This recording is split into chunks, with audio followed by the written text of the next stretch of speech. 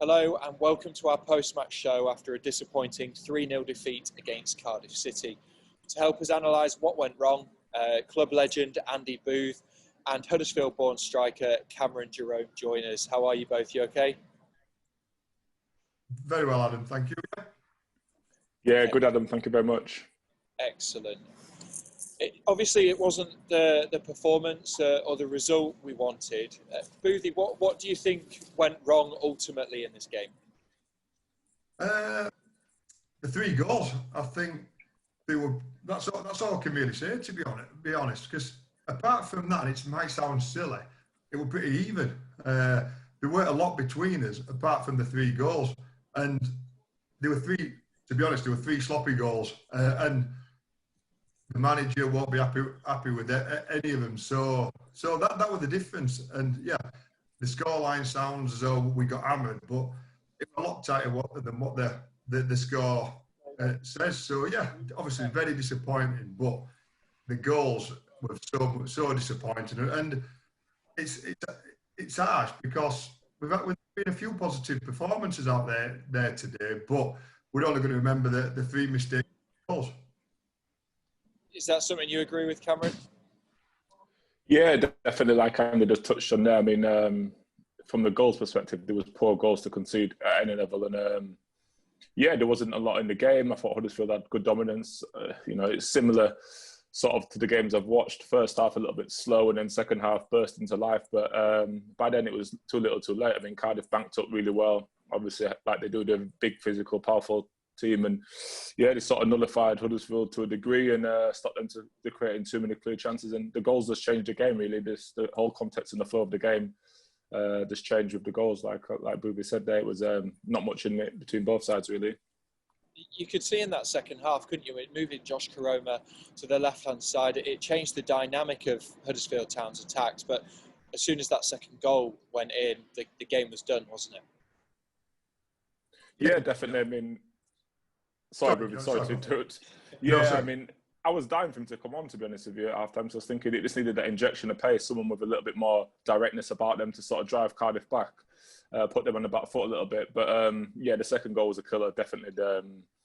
Obviously, it's an individual mistake there by Naby Sarr, and it's just something that this happens really, and it changed the whole context of the game because obviously it ultimately nullifies Huddersfield's early momentum. They sort of try to build on. Boothie, you were going to butt in there?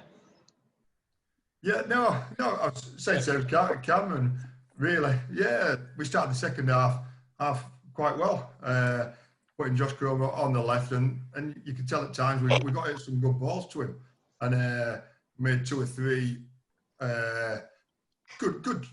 great chances, but with his running down that left, cutting inside and then laying it off to Lewis O'Brien and to Carl Heiting, we had 2 or 3 shots. I know they were straight at Alex, but it looked more dangerous, especially than the first half when he was on the right. When Cardiff defend like they did in 2 banks of 4, how do you break them down? Because you can't whip those balls into the box, can you? Because of the size of Sean Morrison. They've also got the speed of Curtis Nelson as well. How do you break them down? It's difficult, and we have the pace as well. We still have the pace to get behind him. Obviously, we brought in Benja on the other side. Matty Daly, first 15-20 minutes in the first half, I thought he was exceptional. I thought he started the game very well. It's his only second, third start, and it looked dangerous. And we had him on the back foot. The final ball's got to be better, and the problem is when you've only got Danny there up front, it's sometimes hard to pick him up when you've got 2 big centre halves at back fighting against him. So it's difficult. They defended well, they Cardiff, but we still got behind them a few times. And I say that final ball, that final pass, we're letting us down today. And sometimes, and probably Cameron will be exactly the same. Sometimes we've got to hit it long. We've got it. I know Danny was up there by himself, but you're not expecting him to win the first balls. But if we hit it longer, push up, get as midfielders getting them second balls, and sometimes we can catch them on the break. But as you saw all game, we're tip tapping it out into the edge of the box I've seen us take a dead ball and it's not going out of the 6-yard box, which when you've sometimes you've got to say no, and that starts from the goalkeeper. Everybody get up. I'm going to kick this. Let's get the bits and let's play in their half.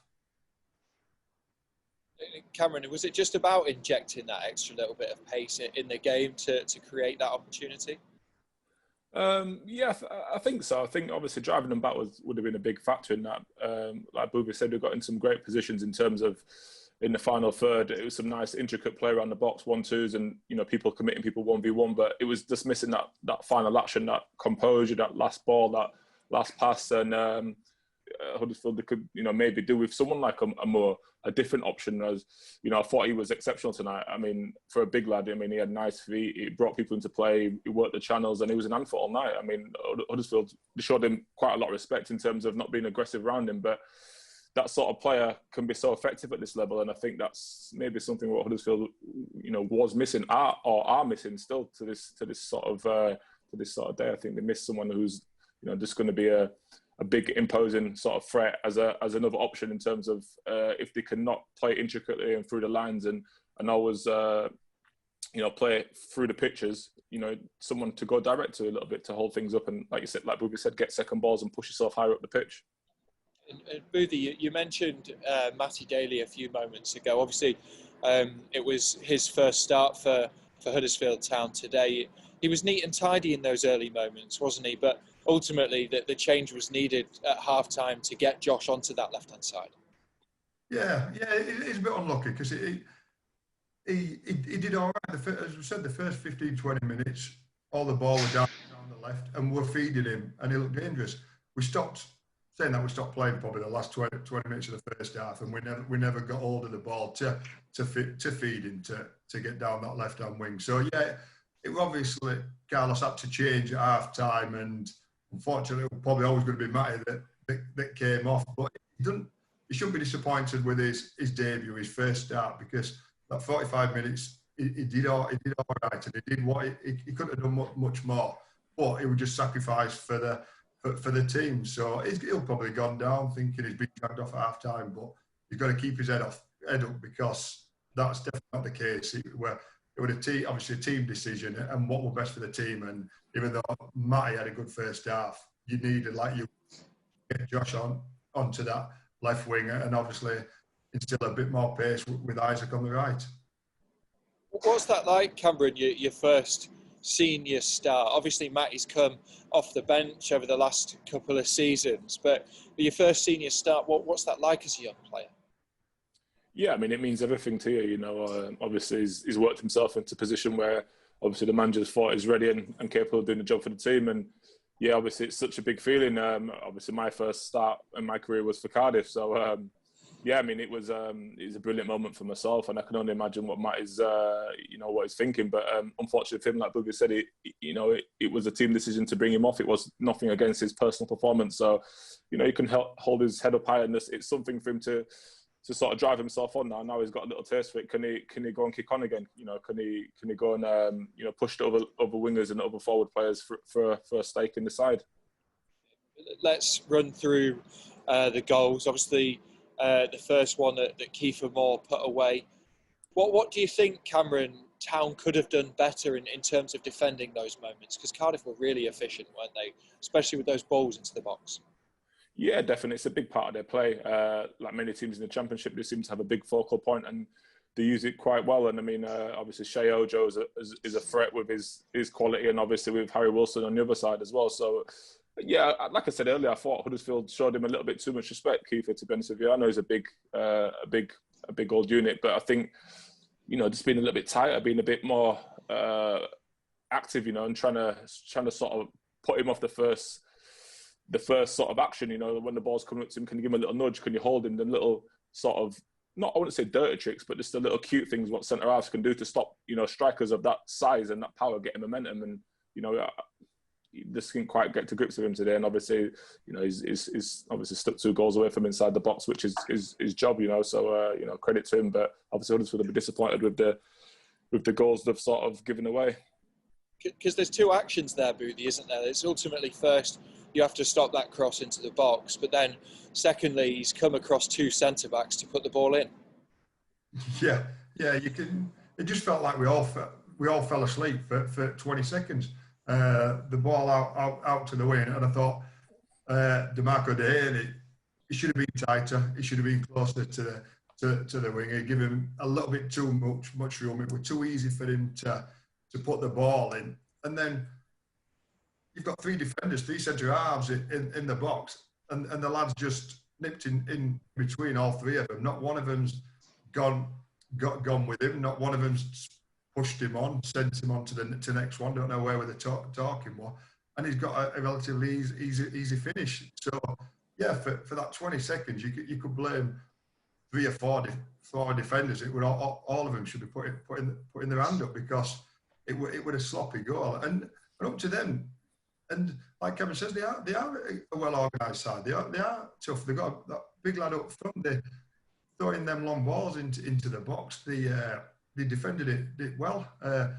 You look at the rest of the game. How many shots? How many saves did Ben Ava have to make?